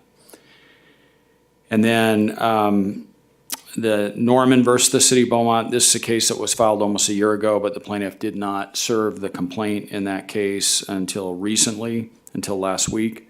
It's a state court action alleging claims related to the plaintiff's arrest. And so you'll be hearing more on that in the future, but it was just recently served, and so now it's active. And then also representing the city in connection with public contracting matters, land use matters, labor and employment matters, and Brown Act and conflict matters. And that's my report. All right, thank you, Mr. Pinckney. Item O, City Manager Report. I just want to remind council that Ms. Taylor and I will be attending the league conference starting tomorrow, and we'll be back on Friday. Thank you. Item P, future agenda items. Do we have any from council? All right, seeing none, that takes us to council reports. Council Member Voigt. I'd just like to report that last week, Wednesday through Friday, I attended the league's new council member mayor orientation. It was a great opportunity to network, learn a little bit more about my role here, and brought me back rejuvenated, ready to go. Oh, very nice. Thank you. Councilmember Lar? Oh, thank you, Mayor. Nothing to report, just have a quick question for Ms. Christina. We've got a citizen very passionate about active transportation. Wasn't that covered in our recent general plan? Don't we have a plan on? Yeah, so our general plan does include a mobility element that has complete streets, and it does account for a variety of transportation modes. So it's not just a vehicle. It does include bike lanes and pedestrian areas and things like that. The legislation that the caller was referencing, our general plan was adopted and in compliance prior to the deadline that's been set. So we are still compliant. And we're not out of, we're not outside of what the state requires of us at this time. Additionally, we will be seeking active transportation funds through the grant opportunities that come up, but it's cyclical. So we have to wait for the next cycle to come up and make sure we have staff capacity. Public Works, it is Public Works heavy, and so it's not just, it's a planning document, but not just a planning department document. And so we have to coordinate with other departments to make sure that we're ready to tackle that and make sure that we're setting ourselves up for success to get it done right when we get it done. Thank you for that clarification. And you said the grants are cyclical, but no pun intended? Thank you. He's on a roll. Councilmember White? Mobility 21 had a legislator's reception up in Sacramento last week on Tuesday night. I went to that. Mobility 21 is like the League of California Cities, but for transportation agencies. And the head of Caltrans was there, the Secretary of Transportation was there. There was probably 10 or 15 state senators, another 25 assembly members. They had a big announcement that they just awarded over $1 billion in transportation money all to Los Angeles and some of the bigger municipalities. But it was a good event to go to. They're indicating that they will be giving out more transportation money, but we'll see. And then Thursday and Friday we had the RCTC annual workshop out in Palm Springs, and I already spoke to a little bit about that. And it's 7:58. Mayor Pro Tem Finn? Thank you. On the 21st of January, the city helped to host a very successful Veterans Expo, and we appreciate all the efforts that staff put into that. On the 2nd of February, I attended our Transportation Now meeting and gave a detailed update of our strategic planning workshop and what efforts that the city council wants to put into resolving our traffic problems. And then we met as a land use committee and got updates from staff on current projects that are in the works. That's my report. All right, and my report I'll have next meeting, because I have an extensive one coming up, and I think we're done, so I can adjourn at 7:59, 7:58.